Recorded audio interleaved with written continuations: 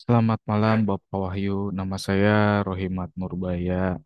Video ini dibuat untuk memenuhi tugas mata kuliah Komunikasi Politik Era Digital untuk ujian tengah semester. Pada presentasi kali ini, saya membuat analisis terkait dengan pro dan kontra Kabinet Gemuk Prabowo Gibran. Jadi analisis pada tema ini yang diambil dari media online. Analisisnya menggunakan teori agenda setting, priming, dan framing. Kemudian terkait dengan teorinya Sutton yang terkait dengan media sebagai pengawas, sekaligus terkait dengan independensi media. Eh, Pada slide pertama ini saya akan memaparkan terkait dengan background permasalahannya atau latar belakang masalah. Jadi di media sedang ramai, banyak yang mengkritisi terkait dengan gemuknya kabinet Prabowo Gibran. Pasalnya jumlah menteri cukup banyak, yakni 48 orang, kemudian ditambah lagi kepala lembaga sebanyak 5 orang, wakil menteri 56 orang, Mahkamah Agung 1 orang, adapun utusan khusus presiden sebanyak 7 orang, yang seperti kita tahu di salah satunya ada Raffi Ahmad, ya seorang artis yang tiba-tiba masuk dalam kabinet. Kemudian hal tersebut jadi ramai pembicaraan juga, tapi saya nggak membahas itu. Kemudian penasihat khusus presiden ada 6 orang jumlahnya, staf khusus presiden 1 orang, kepala badan 9 orang, dan wakil kepala badan 1 orang. Eh, Jumlah kabinet yang gemuk tersebut menuai banyak kritik dari media, kemudian dari civil society juga. Banyak pengamat-pengamat yang berbicara di media, eh, mengkritik terkait dengan gemuknya kabinet Prabowo Gibran tersebut. Meski demikian, ada beberapa media yang menyebut bahwa kabinet Prabowo Gibran itu eh,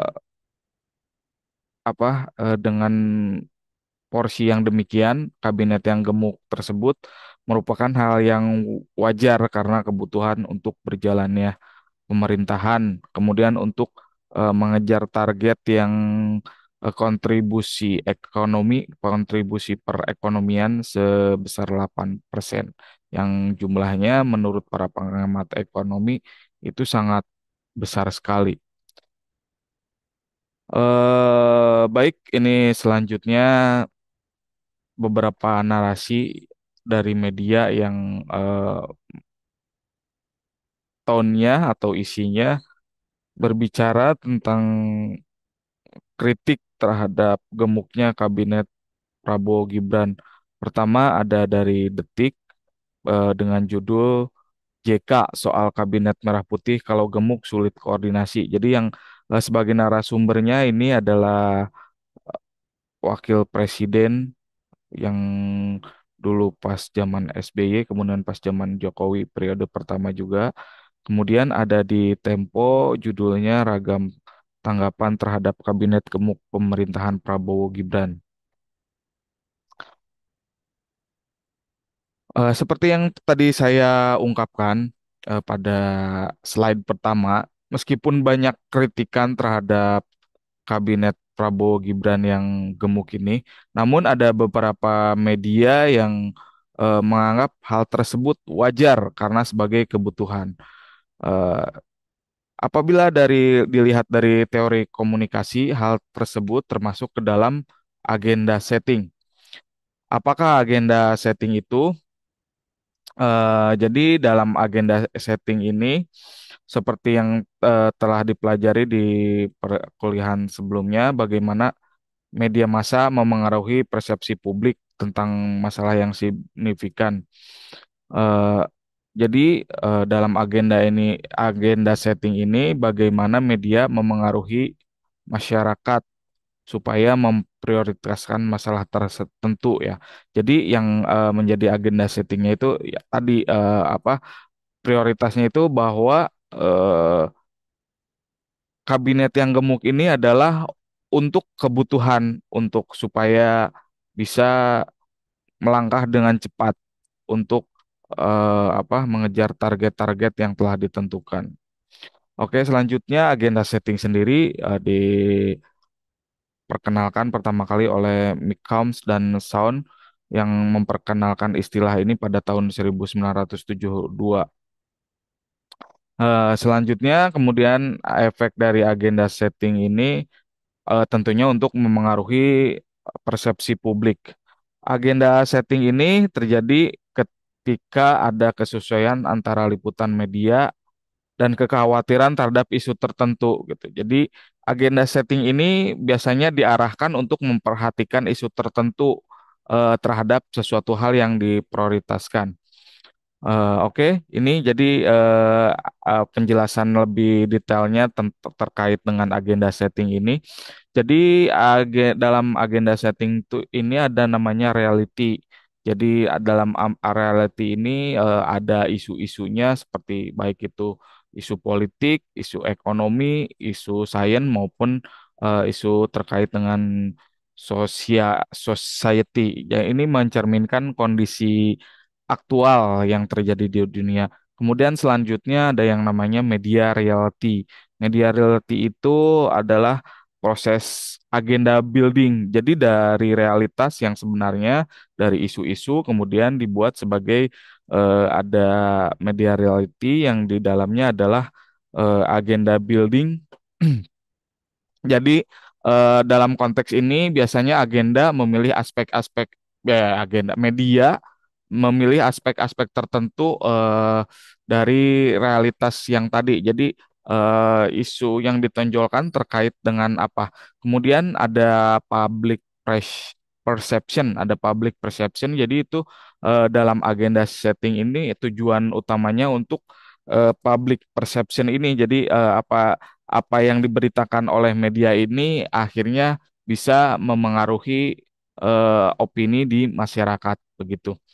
Nah, di sini ada contoh dari berita antara seperti yang tadi saya sebutkan di slide pertama, bahwa boleh dibilang bahwa antara ini beda sendiri ya beritanya. Orang-orang berbicara bahwa kabinet gemuk ini bisa membebani anggaran, tidak efektif dan sebagainya. Sementara antara ini memberikan sebuah sudut pandang atau angle berita yang mengarahkan bahwa eh, kabinet gemuk ini tidak apa-apa dengan judul pengamat sebut pemerintahan Prabowo Gibran layak miliki kabinet gemuk ya. Nah, itu judulnya. Kemudian seperti diketahui kan banyak kritikan bahwa mengangkat para pembantu presiden ini terlalu banyak mengangkat pembantu presiden dalam hal ini menteri dan sebagainya, kepala badan, wakil menteri, apapun itu akan menimbulkan pemborosan anggaran atau akan membebani anggaran negara. Namun di antara dia dijelaskan bahwa hal tersebut tidak apa-apa karena eh, kabinet Prabowo Gibran layak memiliki kabinet gemuk. Oke. Selanjutnya ini ada berita antara juga. Jadi narasumbernya ini adalah CSIS. CSIS ini seperti kita ketahui bahwa dia ini apa lembaga survei. Tapi dia tonnya di sini lebih berpihak eh, kepada pemerintah ya. Jadi Judulnya CSIS sebut koalisi pemerintah Prabowo Gibran tak gemuk. Pada dua berita yang diturunkan di kantor berita, berita antara tersebut terdapat konteks agenda setting. Jadi sudah jelas publik diarahkan untuk memperhatikan isu tertentu. Jadi terkait dengan koalisi gemuk ini apa mengambil sudut pandangnya dari eh, sudut pandang yang berbeda dan tentunya untuk memengaruhi opini publik sesuai dengan efek agenda setting tersebut.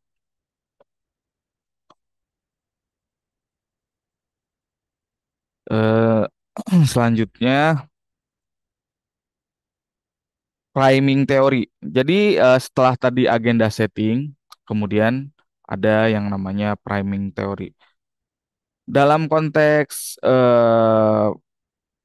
kabinet gemuk Prabowo Gibran, bila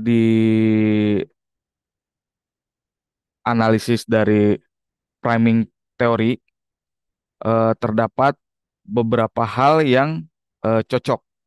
Jadi sebagai pengantar, apa itu priming teori? Jadi priming teori itu proses di mana media mengaktifkan konsep atau informasi tertentu dalam memori audiens, yang kemudian digunakan dalam mengevaluasi informasi atau keputusan.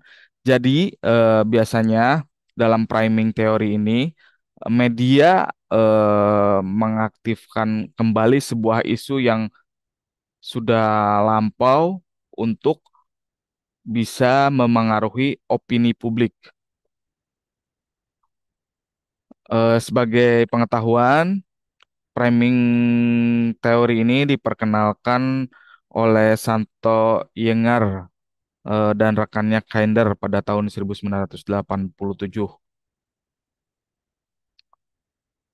Selanjutnya, efek agenda setting dalam memengaruhi persepsi efek priming dalam memengaruhi persepsi publik, yakni dengan exposure yang berulang-ulang, berita-berita lama atau isu-isu lama diulang kembali yang dikaitkan dengan kejadian yang sekarang. Jadi efeknya untuk mengaktifkan jaringan asosiasi dalam memori sehingga konsep yang saat ini bisa dikait-kaitkan dengan isu-isu yang telah lampau. Contohnya sebagai berikut. Jadi dalam area kritik, dalam lautan kritik terhadap gemuknya kabinet Prabowo Gibran ini, ada berita kompas.com yang judulnya Kilas Balik Dwi Kora II, Kabinet Tergemuk Sepanjang Sejarah Indonesia. Jelas sekali ya, di sini dia melakukan pendekatan priming ya dengan em, apa namanya memberitakan kembali kabinet Soekarno yang waktu itu kabinet Dwi Kora II yang pada akhirnya kabinet itu menjadi apa ya namanya menjadi keruntuhan untuk Soekarno karena banyak dikritik ya, banyak demo-demo dan ketika itu ketika G30 SPKI juga bertepatan dengan kabinet Dwi Kora II ini yang kabinetnya sangat gemuk ya. Eh, narasi dari berita kompas.com terkait dengan priming tersebut, judul beritanya Kilas Balik Dwi Kora II, Kabinet Tergemuk Sepanjang Sejarah Indonesia. Jadi mengikatkan kembali tentang kabinet Dwi Kora II dan banyaknya jumlah menteri pada masa pemerintahan era Presiden Soekarno. Jadi pada narasi berita tersebut memanfaatkan kembali informasi historis. Nah, mengaktifkan kembali memori persepsi audiens seperti yang tadi teori priming ya, apa pengertian priming teori sendiri. Jelas sekali ya di sini narasi berita tersebut untuk mengaktifkan kembali memori publik terhadap kejadian ketika era Presiden Soekarno eh, dilengsarkan ya waktu itu.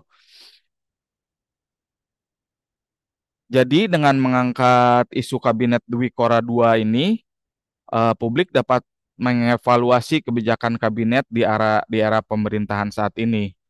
Jadi dengan kata lain, informasi terkait dengan kabinet Dwi Kora tersebut dapat digunakan sebagai standar untuk menilai kabinet yang saat ini.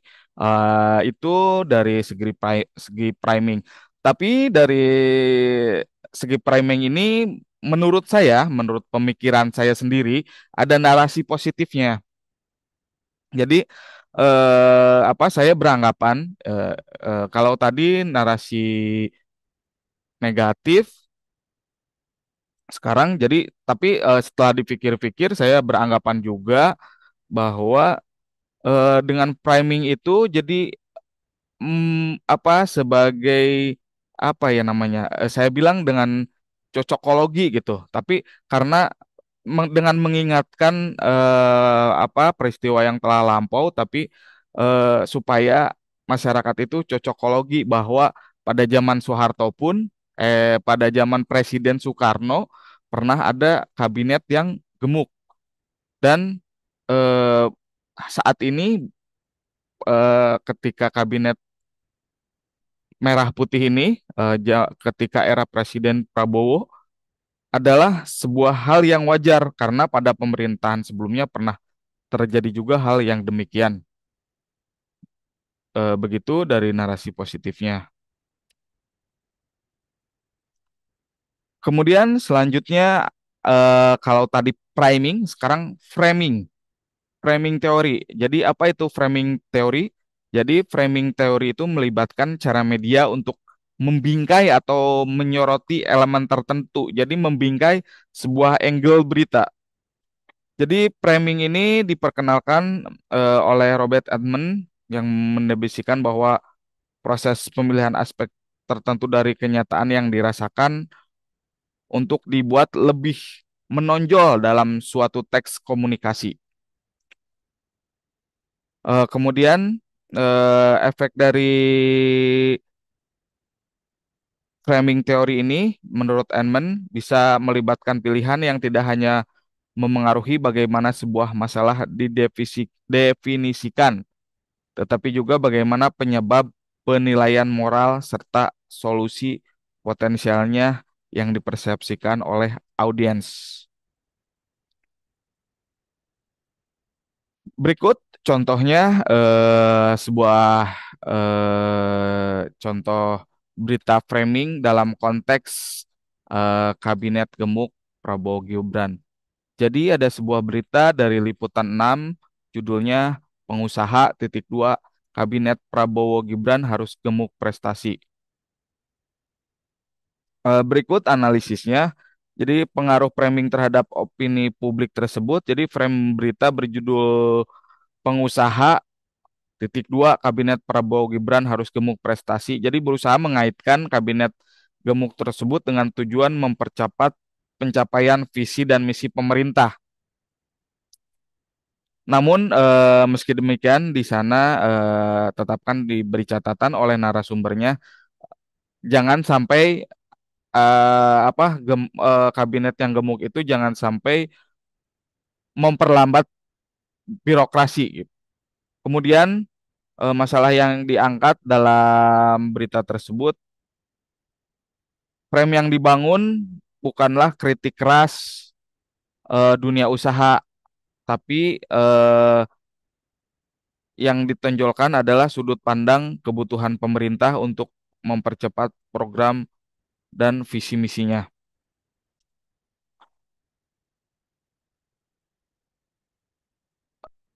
Pada berita tersebut juga menekankan perspektif positif yang membangun kerangka pemakluman. Jadi dalam framing kali ini, dalam framing berita kali ini, dalam framing narasi kali ini, eh, media berupaya memengaruhi audiens untuk melihat kabinet Prabowo Gibran yang gemuk ini secara netral atau bahkan positif. Kemudian yang dijadikan narasumber dalam berita tersebut adalah seorang pengusaha. Jadi penggunaan narasi dari sudut pandang seorang pengusaha juga bisa memberikan legitimasi tambahan yang bisa memengaruhi opini masyarakat dan dunia usaha agar lebih menerima keadaan tersebut, lebih menerima kabinet gemuk Prabowo Gibran. Kemudian berita yang kedua, contohnya ada berita dari bisnis.com, judulnya soal kabinet gemuk Prabowo Gibran, begini harapan pengusaha. Jadi yang menjadi narasumbernya ini adalah Apindo, Ajib Hamdani dari Apindo. Eh, Kembali kepada teori tadi, menurut Tew- Tewksbury, framing tidak hanya menyajikan informasi, tetapi juga memengaruhi persepsi audiens terhadap masalah tertentu.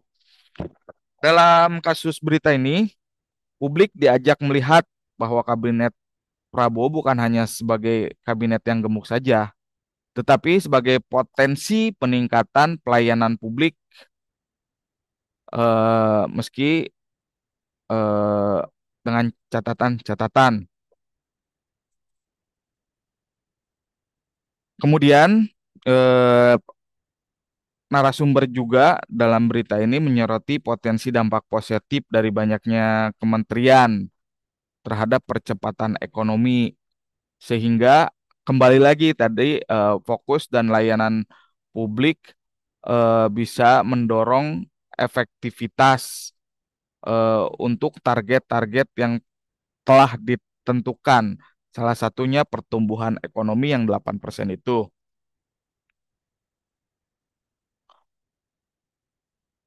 Kemudian ada dalam berita tersebut ada kutipan pembentukan kementerian yang banyak bisa fokus memberikan layanan dan juga regulasi yang mendorong percepatan ekonomi. Jelas sekali di situ framing supaya bahwa audiens itu digiring supaya bisa memaklumi apa yang telah dilakukan oleh Presiden Prabowo ini dengan melantik banyak sekali pejabat untuk menjadi pembantunya. eh Selanjutnya kita berbicara tentang teori yang berbeda dari orang yang berbeda, yakni teori terkait dengan peran normatif media dalam demokrasi. Dalam teori ini saya kaitkan terkait dengan isu pro dan kontra kabinet gemuk Prabowo Gibran tadi. Jadi seperti yang telah tadi diungkapkan di slide pertama, saya reminder lagi di slide yang ini. Jadi background masalahnya adalah kabinet gemuk yang dibentuk Prabowo Gibran ini dikritik karena memiliki terlalu banyak menteri dan kepala badan dan wakil menteri dan sebagainya. Terus kabinet gemuk ini bisa berdampak pada biaya yang besar dan membebani anggaran negara untuk operasionalnya. Nah, kemudian kabinet gemuk ini juga salah satu kritiknya bisa berdampak pada tidak efisiennya proses pengambilan keputusan dan menjadi rumitnya birokrasi. Pada teori pendekatan pranormatif media dalam demokrasi ini, dalam teori pranormatif media menekankan bahwa media itu harus berfungsi dalam masyarakat untuk memastikan berjalannya demokrasi secara efektif. Hal tersebut diucapkan oleh Michael Sadson. Eh, dalam bukunya eh, Peran Normatif Media dalam Demokrasi, Sadson berpendapat bahwa media ini memiliki peran normatif sebagai pengawas atau watchdog. Pada konteks ini, media harus mampu mengawasi dan mengkritisi kebijakan publik yang dalam konteks ini, Prabowo melantik banyak menteri pada kabinet Merah Putih. Kemudian pada teori ini teori independensi media ini peran media dalam demokrasi ini. Jadi John Keane, seorang sosiolog dari Australia, memperkenalkan konsep monitori demokrasi.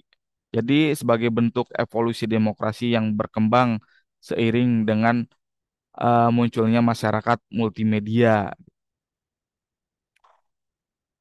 Jadi menurut Kin ini dalam konteks ini demokrasi tidak lagi hanya bergantung pada institusi formal seperti parlemen atau lembaga-lembaga yang eh, menjadi penyeimbang pemerintah, tapi melibatkan berbagai mekanisme pengawasan. Misalnya dengan adanya perkembangan teknologi ini eh, dalam media digital pun bisa menjadi kekuatan untuk penyeimbang demokrasi tersebut. Jadi dalam teori monetary of demokrasi ini, Kin menjelaskan bahwa pandangannya itu pandangan terkait dengan monetary demokrasi itu bisa memperluas ruang partisipasi warga gitu. Dengan adanya berbagai media digital ini bisa memperluas partisipasi warga untuk menjadi penyeimbang dalam demokrasi. Oke, selanjutnya peran independensi media. Jadi kembali lagi Michael Sadson dalam perspektifnya dalam buku How to Think Normative About News and Democracy. Jadi dia berfokus pada pentingnya independensi media sebagai penjaga demokrasi yang tadi jadi sebagai media sebagai watchdog. Eh, Berdasarkan prinsip Sadson, media yang bebas dari media itu harus bebas dari intervensi politik dan mampu menyuarakan kritik untuk mendorong transparansi. Kemudian ketika dikaitkan dengan kabinet gemuk Prabowo Gibran ini, eh, permasalahan utamanya yaitu pembentukan kabinet gemuk berpotensi meningkatkan belanja negara. Kemudian bisa menambahkan alokasi untuk gaji, tunjangan dan segala macam untuk pegawai-pegawai. Eh, Kaitannya dengan independensi media sendiri, jadi media perlu berperan aktif mengawasi dan mengkritisi kebijakan ini agar publik mendapat informasi yang utuh terhadap dampak-dampak dari kebijakan eh, pelantikan kabinet yang gemuk tersebut. Kemudian permasalahan selanjutnya, Sudson menekankan bahwa media harus bebas mengkritik kebijakan agar demokrasi berjalan efektif. Kemudian kaitannya dengan independensi media dalam konteks kabinet Prabowo Gibran yang gemuk ini, media independen diperlukan untuk menilai posisi kabinet ini didasarkan pada kebutuhan atau hanya bagi-bagi kekuasaan saja. Kemudian eh, permasalahan utama selanjutnya dengan posisi politik yang kompleks, termasuk eh, kolaborasi kekuasaan bergabungnya banyak eh, partai-partai jadi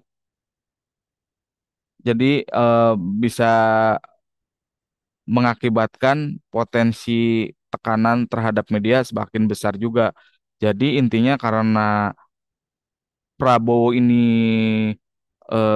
minim oposisi intinya begitu. Jadi maksudnya oposisinya sedikit dan koalisinya banyak. Jadi terhadap tekanan media pun akan menjadi besar. Nah, menurut Hudson di sini kaitannya dengan independensi media ini bahwa kebebasan pers atau freedom of press adalah norma yang harus dijaga agar jurnalisme tidak terkorupsi oleh kepentingan politik. Jadi, dalam hal ini, independensi media sangat diperlukan sekali untuk menjaga marwah demokrasi. Sekian, terima kasih presentasi dari saya. Wassalamualaikum warahmatullahi wabarakatuh.